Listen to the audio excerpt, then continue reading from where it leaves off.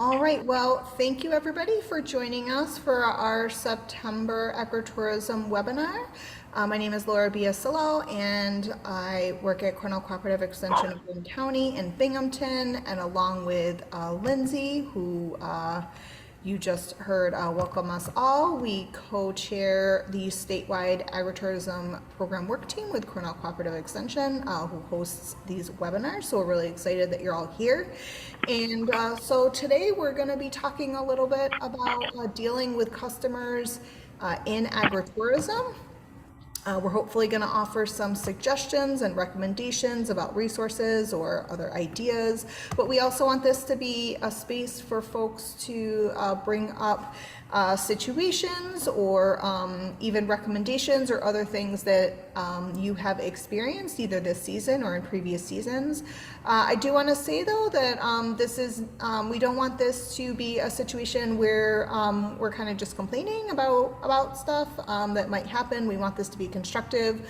So while we definitely recommend folks, and want you to chime in about things that may have happened when you're dealing with customers, we want to, have it be constructive as well. So I just want to kind of lay that foundation to kind of get us started. But today's focus is going to be about dealing with customers.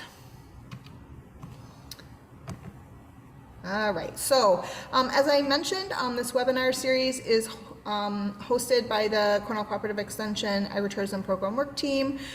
This program work team was launched in January of 2022, and it's comprised of educators from across the state, as well as stakeholders from organizations such as I Love New York and New York State Department of Agriculture and Markets.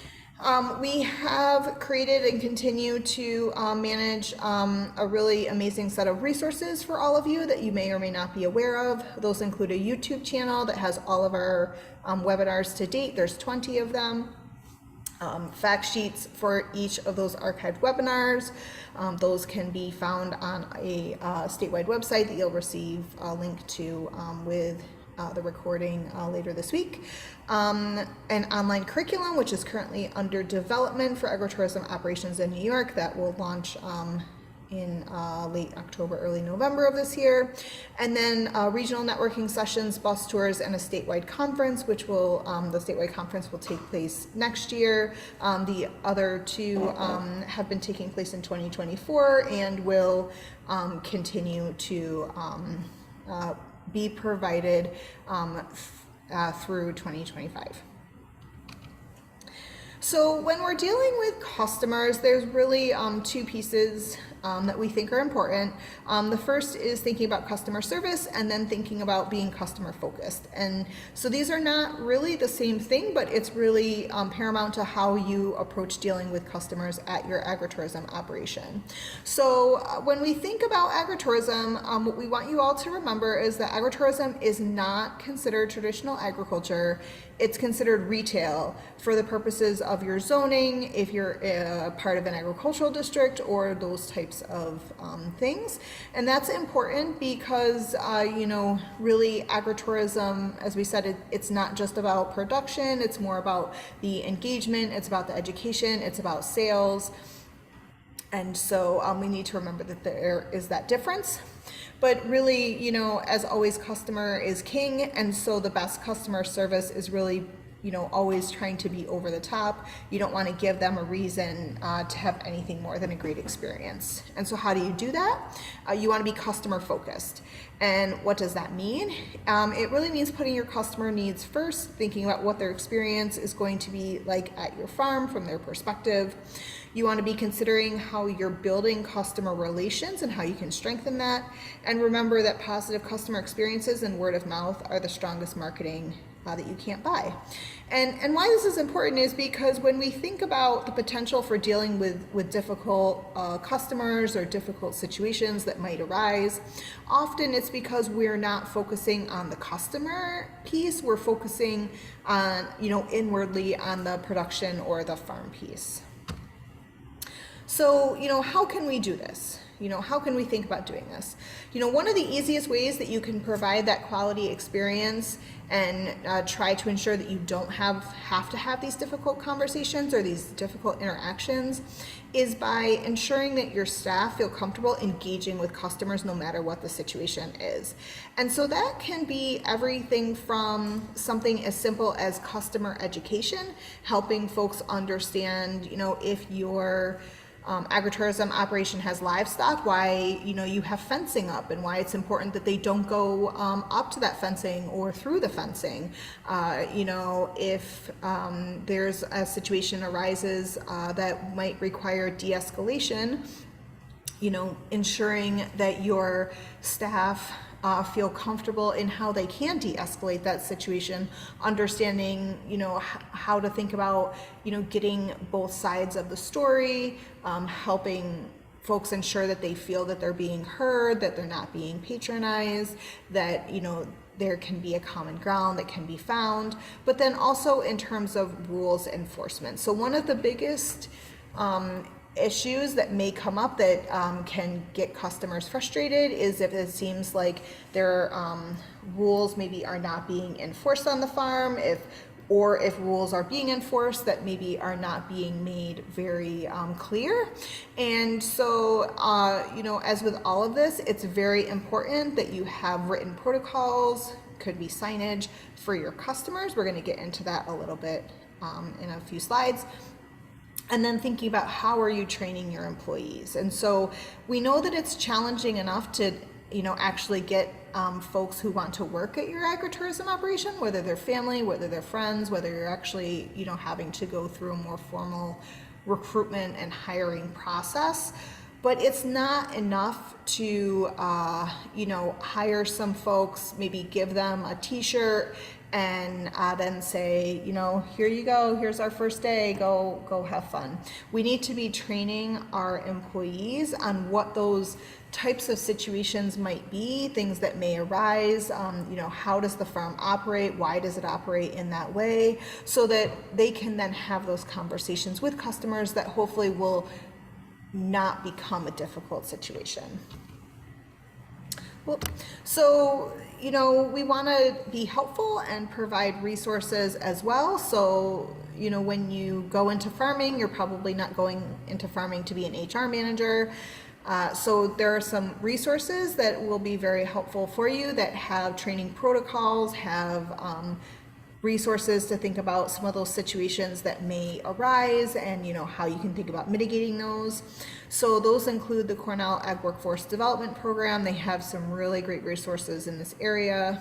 I Love New York has some really great resources that we will share related to accessibility and thinking about how your agritourism operation may or may not be accessible, and that's often or that can be a situation that can cause some customer angst, as if they feel as though your operation may not be accessible to their particular situation, whether that's related to the terrain, whether that's related to how the farm is laid out, whether that's related to signage or lack thereof.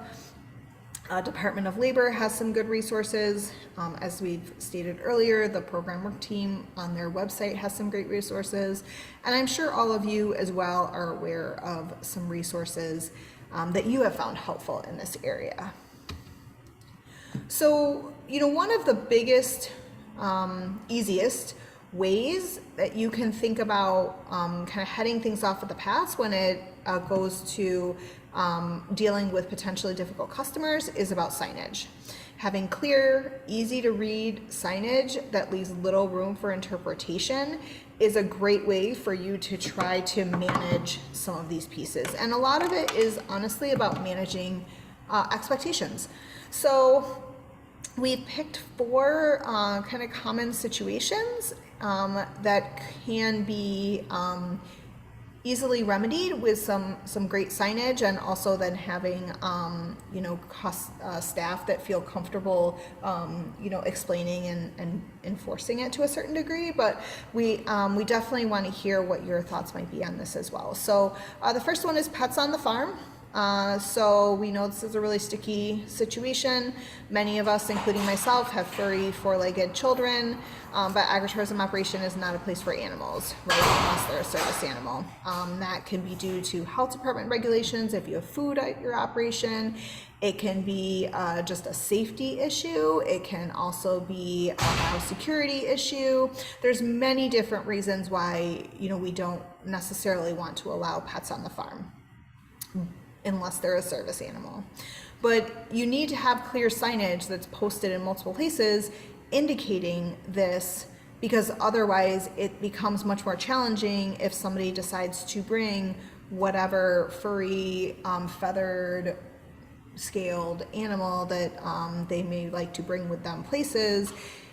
If there's not signage, then it can quickly escalate into a situation that you or your staff may not feel comfortable with. The second one is really what areas of your farm are open to the public. And we see this a lot. Folks think that because you're an agritourism farm, it means that not only are you open 24 hours a day, 7 days a week, but that it includes the entirety of your farm operation. And we know that that simply is not true, that there's, specific areas of your farm that are, specific for public facing activities. And then there's other pieces that are for production or for other pieces of your farm operation that are not meant for customer engagement. And so in order to manage those expectations, you want to have your staff be clear when folks are entering your farm as to which areas are open and why, right? Because we want to let customers know, okay, well, we're in this area of the farm because this is where the product that's ready to be harvested is located, or because in this area the terrain is not safe for whatever reason, or because we have live fencing that we don't want anybody to get hurt. And that can help then say, well, you didn't tell me I couldn't go here, or I got hurt because I was in this area of your farm. But if it's not made clear that they shouldn't maybe be there and why, then again, it kind of opens you up for some difficult conversations. A third situation really arises around what can be picked or harvested. So we know that, if you have a U-pick or a U-cut farm, there can be challenges in harvesting. Customers may not follow protocol for proper harvest. How many of us have been or operate a U-pick strawberry farm where folks just pull the whole plant out of the ground, and that's how they decide to harvest. They decide that they do not want what they harvested, or even try to leave without paying. So having a protocol and or training for your customers as well as for your staff, addressing this will help your staff feel more comfortable, should this occur. So again, having proper signage about here's how you properly harvest a Christmas tree, here's how you properly pick apples, here's how you properly harvest cut flowers, or you cut lavender. This is the protocol that you use, this is the tools that you can use. Or for example, now you've picked this produce, or cut this tree, or whatever it might be, but now you've decided that you don't want it.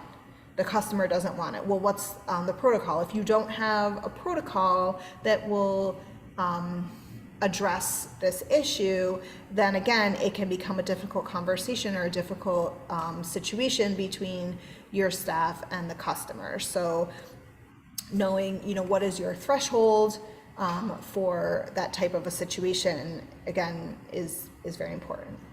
And then the final one that we felt was, a low-hanging fruit, no pun intended, was participation in experiences. So many agritourism operations have integrated value-added experiences such as classes or workshops, because this can be a great income generator. But you really want to consider having protocols in place for situations such as payments to hold spots, inclement weather policies, and no call, no show. A lot of us want to believe that it's a respect issue, but we're all also adults and have busy lives. And so, we want to have protocols in place that can, be respectful of both you as the farm operator and the income and time that you're putting into putting these pieces together, as well as, that life sometimes throws everyone a curveball. So again, these are things where you want to think about what is your threshold for, acceptance of risk, what are you putting into these types of situations, and then again, having, protocols, policies, procedures that are embedded into when folks are signing up to engage in these experiences, so that someone then cannot come back, or they have less kind of ammunition to come back and say, well, I want to have a refund because of XYZ. Well, but in our policies, it says that we don't do refunds if ABC happens and you did B, so unfortunately we cannot provide you with a refund.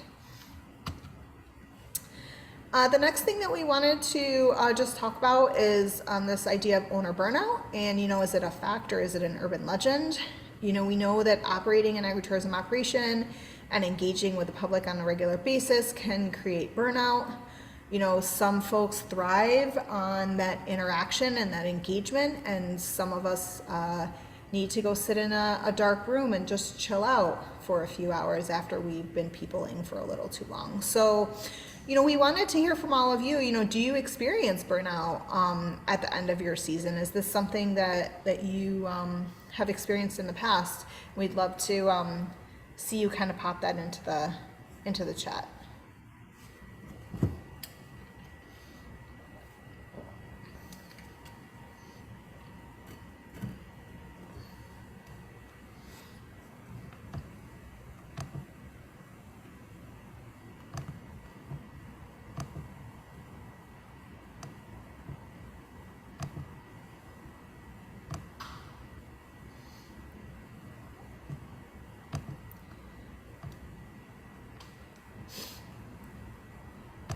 All right, well, I didn't warn Lindsay I was going to do this, but I will maybe just mention that I know that Lindsay, for example, does operate a U-Pick lavender operation, and that sometimes by the end of her season, sometimes I know that she's gotten a little bit burned out just having to be engaging with the general public. Oh, yep, so Cloverbrook mentioned burnout is real. I had 1 week break in my agritourism business every 2 months. That is a great idea, Andrea. I really like that. I've seen a lot of, I've seen other farms do that as well. Maybe they close once a week on a sort of a slower day, or, having some sort of regular situation. So yeah, so, if you think that burnout might be an issue, there's 3 recommendations that we have. So first is take a break. Just because you're an agritourism operation, it does not mean that you need to be Walmart. You are not open 24/7, 365. So make a plan to close for a day at some point during the season and celebrate you and your staff, right? And that can be as simple as, we're going to go get ice cream, we're going to go bowling, we're going to go play paintball, we're going to take a day and fix all these broken picnic benches, whatever it might be. Spread the wealth. Remember, you're not alone. Make sure to have others who are part of your agritourism operation be a part of the day-to-day operations, right? We don't want you to try to be a one-man or one-woman band. And then our third recommendation really is just don't take it personally. Because, sometimes when a customer gets to your operation, they may have just been cut off in traffic, they had a fight with their child or their spouse, or any other number of things. So just, try not to take anything personally, and just remember that, a smile can go a really long way.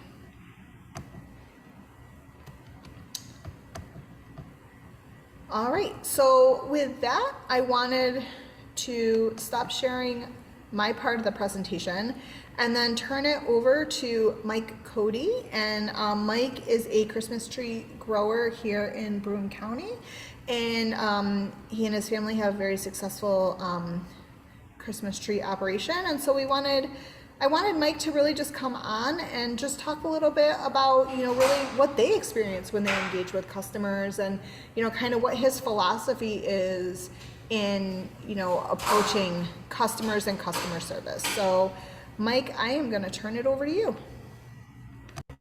Okay, can you guys hear me okay? Yes. Okay. So here at our operation, it's kind of a little different than it's kind of a little different because, basically we're open for roughly 4 weeks a season to interact with the customer. And how this all works here at our farm, and like I said, I've been growing trees for 45 years. We've been open for 35 years. And the way we work our operation is, number one, I'm very thankful my employees are long-term employees. One of them is my son. He's been doing this for probably over 20 years, 21 years. And then the other two guys that I have that work with me full time, they've been here well over 20 years. So we have a pretty good, well-oiled machine here. And I'll just give you an example, like on a busy weekend, parking cars, because that seems to be a huge issue on the Christmas Tree Growers Association, for us, because we don't get one car at a time, two cars at a time. We get a slew of cars. And I greet every single car coming in our parking lot. That's my job during selling season, is to park cars. And my son, he runs the operation down by the, once you pick your tree, to bale it, to shake it, to drill the bottom if you have a stand straight Christmas tree stand. So he runs that part of the operation. And then I also have some part-time kids, high school kids, college kids that come home. And basically what they do is they keep our pre-cut stand-up trees full on a Saturday and Sunday. And also once the tree goes through the baler, gets shaken, gets drilled, they take it and they will put it in your car, in your pickup. And I know a lot of people don't do this, but we do tie our trees on the car. So we let these guys do that. And it really is a well-oiled machine. So what I think is a big part of it is myself, the owner of the business, of the tree farm, out at the end of the road, greeting every single customer, helping them park. If they need anything while they're down there, if they're in the choose and cut, or if they decide to get a pre-cut, they could, to point them in the right direction. As far as the signage goes, we do have a lot of signage for pre-cut trees, for cut your own trees. We have a pathway down to the cut your own trees. And as the sections change, like from firs to spruce to pine, those are all signs are on all of them. You're in the fir section, you're in the pine section, you're in the spruce section. And it works out pretty well. As far as having customers that are angry, 99.9% of our customers come here are in a happy mood because it's Christmas time. How can't you be? You're going to get your Christmas tree, and if Dad wakes up Saturday morning, he's not in a good mood, I bet you $100 that they push it off till Sunday when he's in a good mood. So a lot of people are, most of my customers are in a good mood and very cheerful. They'll come with their Santa hats on, and they're well prepared to go down in the elements, with snowsuits or boots, or if it's a nice day, they just wear work boots and a flannel shirt, and down they go. And it like I said, it's a well-oiled machine. We've learned a lot over the last 35 years that we've been open, and every year is a learning experience. I get it. But that's basically the layout of our operation. If you have any questions, throw them at me. I'll try to answer them.